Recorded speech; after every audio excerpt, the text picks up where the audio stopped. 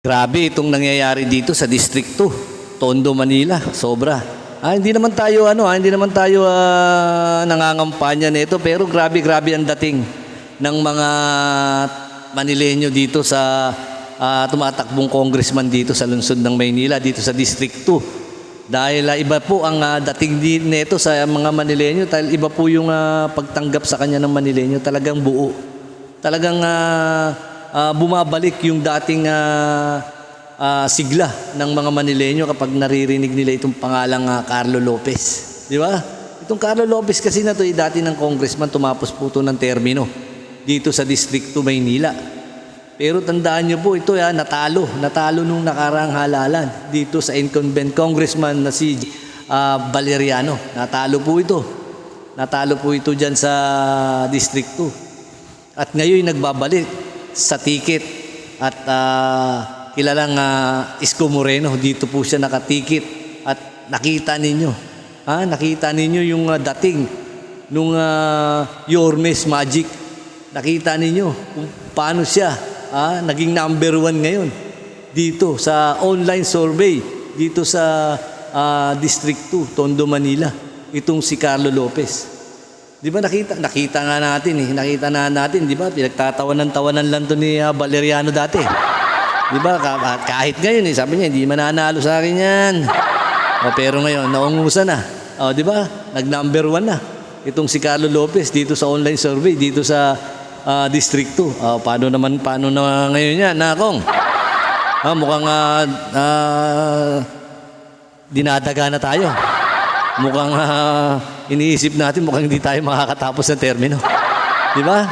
Kasi alam nyo po, sa isang banda, kasi itong si Carlo Lopez, nung siya ay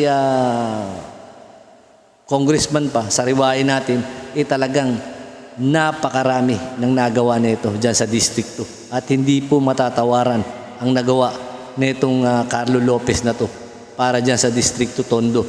Halos nakita nyo po lahat ng project dyan. Hanggang ngayon, nakikita nyo pa nga nakalagay, Congressman Carlo Lopez.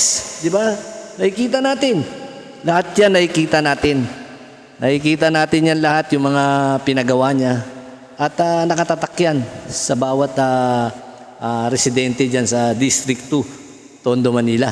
Kaya itong si Carlo Lopez ngayon, at siya'y katikit ni Yorme, bumalik ulit yung ningning.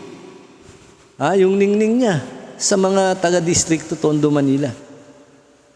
Kasi alam niyo po sa isang banda, itong si Valeriano, nanalo lang naman ito dahil din kay Yorme. Kung hindi siya tumikit kay Yorme, tandaan mo hindi ito makakatikim ng pagiging congressman. Di ba? Tandaan niyo po ito, kaya lang na itong nananalo itong mga nakaupo ngayon dyan sa, hindi naman lahat mga nakaupo ngayon dito sa lungsod ng Maynila. Kaya dahil din sa karisma ni Yorme. Kasi kung hindi sila dinala nitong ni Yorme, malamang wala sila sa pwesto ngayon. Kaya nga, nagtataka nga ako kung bakit sinasabi na itong mga ilang asenso Manileño na to na walang utang na loob at traidor. Di ba? Sino po kaya ang nag-traidor? Di ba? Kasi ang sabi nga ni Yorme, di ba, na galingan ninyo. Kasi mayroon pang isang sinabi si Yorme na nakita ko na kapag hindi siya tatakbo ngayon, kahit unggoy, pag tumakbo, mananalo. Di ba? Ibig sabihin nun, hindi maganda ang pagpapatakbo ng lungsod ng Maynila. Biruin mo kahit unggoy o kahit na kangaroo, mananalo. Di ba? Ang hirap nun, di ba? Ayan hindi nila naiintindihan yan kasi akala nila, malakas na sila. Tandaan nyo po, wala pong lakas, wala po kayong dating ngayon sa mga Manileño dahil sa ginawa ninyo sa lungsod ng Maynila. Kaya itong si Carlo Lopez, tutulungan itong si Yorme para maayos ng gusto itong lungsod ng Maynila. Kasi ang ginawa po natin, iniwan natin, sinira natin yung mga ginawa ni Yorme, yung mga plano ni Yorme sa Maynila, hindi natin tinuloy. Ano nangyari? Di ba? Naging kulelat ang lungsod ng Maynila. Di ba? Hindi ko nga alam kung bakit ngayon mag-i-eleksyon saka ang dami daw award ng Maynila. Naglalabasan yung mga award. Hindi kaya, sariling sikap? Alam niyo kasi, kung maganda ang ginawa ninyo, hindi natatakbo ito. At si Carlo, hindi na rin naman tatakbo yan eh. Di ba? Kasi alam niya at nararamdaman niya na ganun din ang mangyayari dahil itong mga to, alam naman natin itong mga nakaupo ngayon, talagang kapit to ko sa kanilang pwesto. Nikayat siya niya, ni Yorme na maging katikit niya para tulungan itong si Yorme dito sa lungsod ng Maynila at ayusin. Kasi yung mga inilagay niya, mga walang nagawa. Di ba? Akala nyo may nagawa. Wala naman nagawa yung mga yan. Di ba? Kasi nakikita lang natin yung mga yan. Kapag ito, mga ganitong kampanyahan na. Humihingi sila ng suporta yan, makikita natin sila, pero yung sabihin natin na kusa nila. Mula nung nanalo ba yung mga yan? Ilang beses po ba yan dumalaw sa inyong barangay? Di ba? Nawawala yan. Di ba? Magbibigay lang yan ng konting ayuda, pampalubaglo, ayuda, mga ganyan. Kaso wala. Hanggang doon na lang. Yung sinabi nila, yung mga pinangako nila pagka nangangampanya sila, halos nakalimutan na. Kaya itong si Yorme, babaguhin ulit. Babaguhin ulit itong lungsod ng Maynila. Ibabalik niya yung dating noon.